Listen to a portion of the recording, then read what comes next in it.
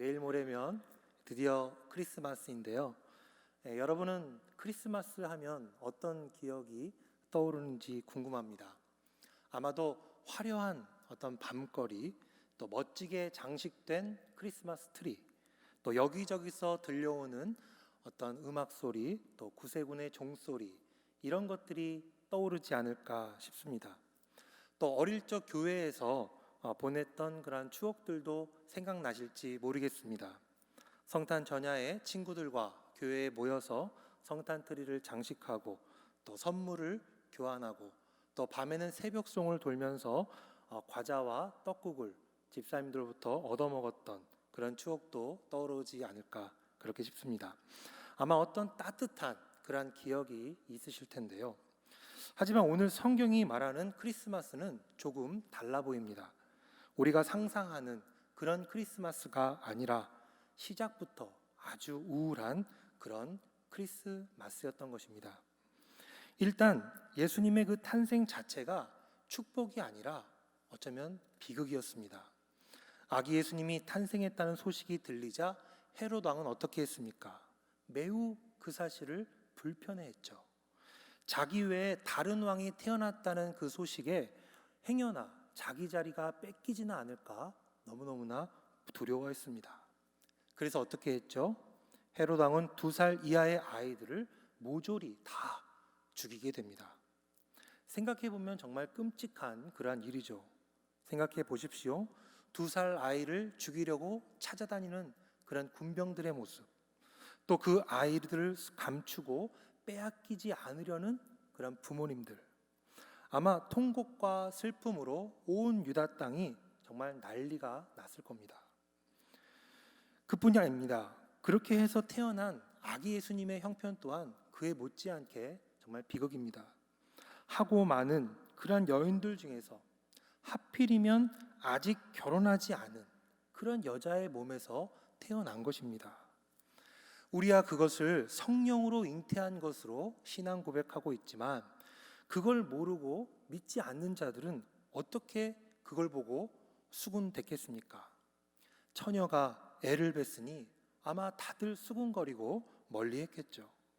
오죽했으면 약혼한 요셉도 결혼하기를 꺼려 했겠습니까? 많은 사람들의 축복송에서 소위 말하는 정상적인 그런 가정에서 아이가 태어나도 정말 살기 힘든 그런 세상인데 우리 주님은 그런 가정이 아니라, 그런 복된 가정이 아니라 어쩌면 시작부터 문제가 있는 그런 가정에서 태어나신 것입니다. 그뿐이 아니죠. 태어날 때도 참 비참하게 태어나셨습니다. 요셉은 가이사 아구스토의 영에 따라 만삭인 아내 마리아를 데리고 고향 땅으로 가게 됩니다. 거기서 아기 예수님은 태어나게 되는데 아시다시피 예수님은 구유에서, 마구간에서 그렇게 태어나셨습니다. 오늘 본문은 그 이유를 이렇게 짤막하게 설명하고 있습니다. 7절입니다. 첫 아들을 낳아 강보로 싸서 구유에 뉘었으니 이는 여관에 있을 곳이 없음이러라. 구유에 태어난 이유가 무엇이라고요? 태어났는데 여관에 있을 곳이 없어서 구유에 태어났다는 겁니다. 왜 여관이 없었을까요? 이 말씀은 여러 가지 추정하게 그렇게 생각이 되는데요. 어쩌면 베들레헴이라고 하는 동네가 너무나 작아서 여관이라는 시설이 많지 않았을 수도 있겠죠. 아니면 예상보다 사람이 그때 너무 많이 몰려서 여관이 부족했을 수도 있습니다. 또 아니면 마리아와 요셉이 돈이 없어서, 여관에 들어갈 만한 돈이 없어서 여관에 못 갔을 수도 있습니다. 어쨌거나 상황은 비참한 겁니다. 고향인데 자기를 받아줄 그런 한 사람도 거기에 살지 않고, 또 임신한 아내를 보고도 그 어느 누구 방 한 칸 내어주지 않았던 겁니다.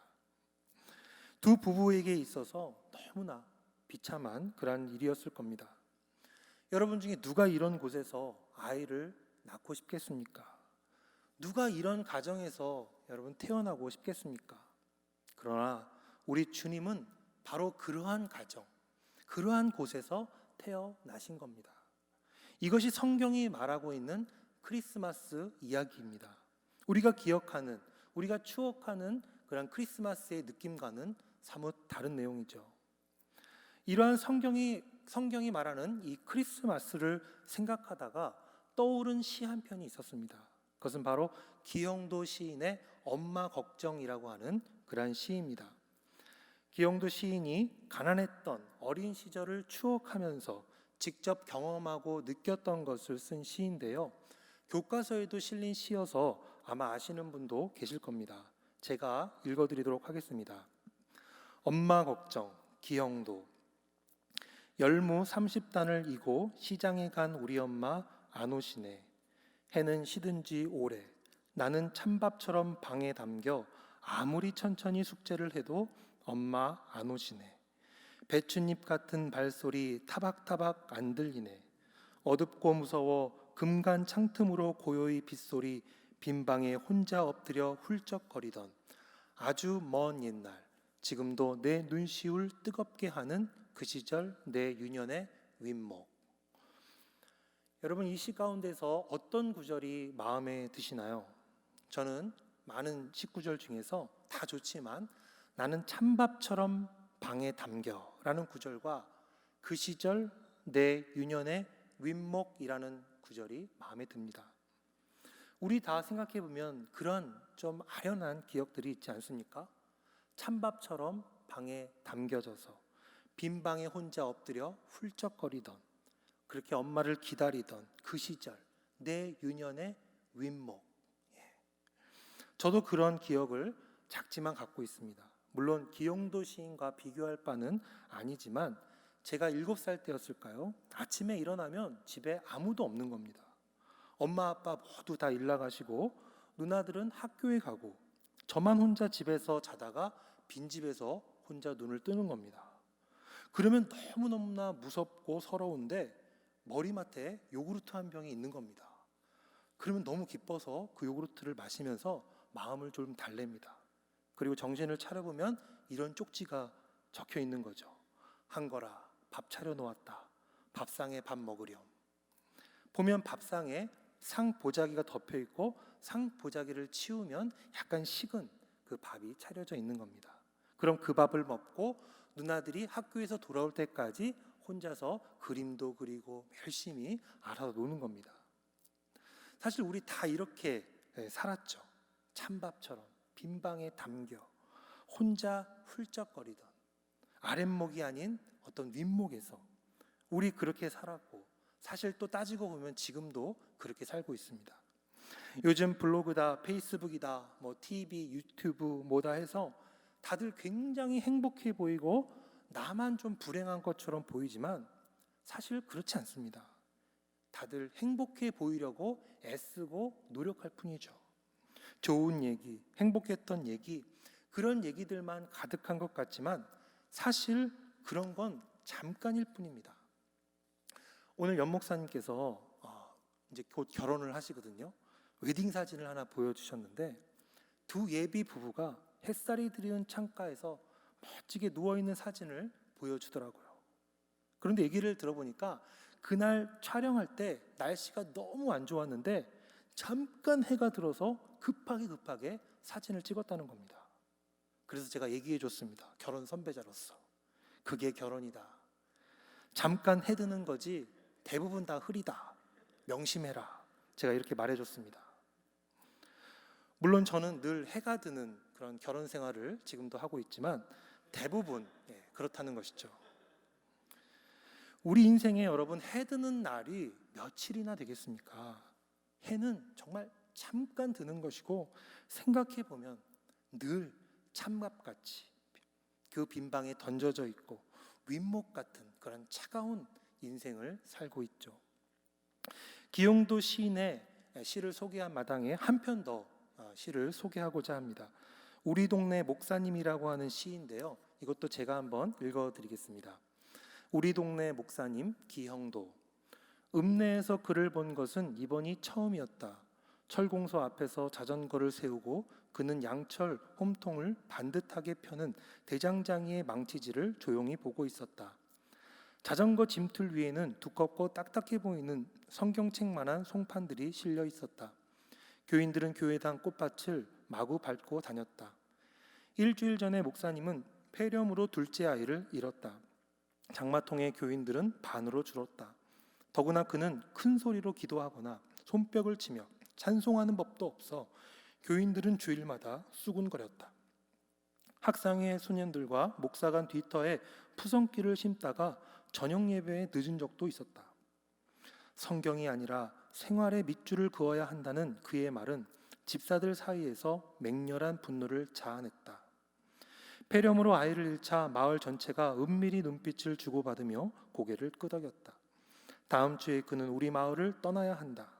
어두운 천막교회 천장에 늘어진 작은 전구처럼 하늘에는 어느덧 하나둘 맑은 별들이 켜지고 대장장이도 주섬주섬 공구를 챙겨 들었다.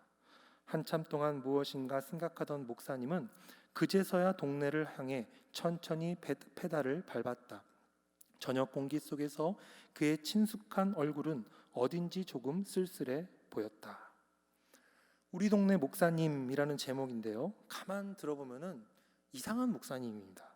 이 목사님은 대장장이의 망치질을 조용히 쳐다보고 있습니다. 또 송판만한 그런 성경책이 아니라 반대로 성경책만한 송판들을 자전거 뒤에 싣고 다닙니다. 또 폐병으로 둘째 아들을 잃는 그러한 불행도 겪기도 합니다. 또 어느 날은 아이들과 푸성귀를 심다가 예배에 늦기도 합니다. 그런데 그 이상한 목사님은 늘 말하기를 성경이 아니라 삶의 밑줄을 쳐야 된다라고 성도들에게 말합니다. 무슨 뜻일까요? 성경이 아니라 삶의 밑줄을 쳐야 된다. 성경만 많이 알고 삶이 받쳐지면 안 된다, 그런 뜻일까요? 말만 떠들지 말고 우리 실천 좀 하자, 그런 뜻일까요? 저는 그렇게 생각하지 않습니다. 만일 그렇게 그분이 말씀하셨다면 왜 교인들한테 미움을 받았겠습니까? 오히려 존경을 받았겠죠. 이 목사님이 미움을 받은 이유는 다른 이유 때문이 아닙니다. 이 목사님이 결국 삶의 밑줄을 그어야 된다는 말은 여러분의 삶을 사랑해야 된다, 그렇게 여러분 주장했기 때문입니다. 즉 성경의 밑줄치기보다도 대장장이의 그 손길에 주목할 줄 알고 푸성기가 자라나는 그 신비한 과정들, 그 속에서 아이들을 가르치고 또 때로는 둘째 아이를 폐렴으로 잃기도 하는 그러한 삶, 그러한 삶의 밑줄치기를 그분은 원했기 때문입니다. 반면에 교인들은 그런 목사님을 이해 못했죠. 교회당 꽃밭을 이게 무슨 소용이야 그러면서 마구마구 밟고 다니고 큰 소리로 기도했으면 좋겠는데 기도하지도 않는, 둘째 아들을 또 병으로 잃어버리는 그런 목사님을 이해할 수가 없었던 겁니다. 우리도 이렇죠. 우리도 늘 하늘을 꿈꿉니다. 발이 땅에 닿지 않는 저 하늘 위의 삶을 우리는 좋아합니다. 특별히 우리 신앙인들은 그런 걸 또 신앙이라고 하는 이름으로 포장해서 더욱더 그러한 삶을 추구하죠. 예를 들면 애들이 대학에 척척 다 붙고 직장에서 늘 승승장구하고 아픈 곳이 하나도 없는, 다른 사람들은 다 못 살고 불행하다고 그러는데 나만 막 행복한, 우린 그런 삶을 기도하고 우리는 꿈꿉니다. 하지만 오늘 본문에 나오는 우리 예수님을 보십시오. 어떻습니까? 정말 예수님이 그런 꿈 같은 삶을 사셨습니까? 정말 그런 삶을 예수님이 한 번이라도 꿈꾸기라도 하셨습니까? 손에 물 한 방울 하나 안 묻히고 발이 땅에 닿지 않는 그런 삶을 사셨습니까? 아니죠.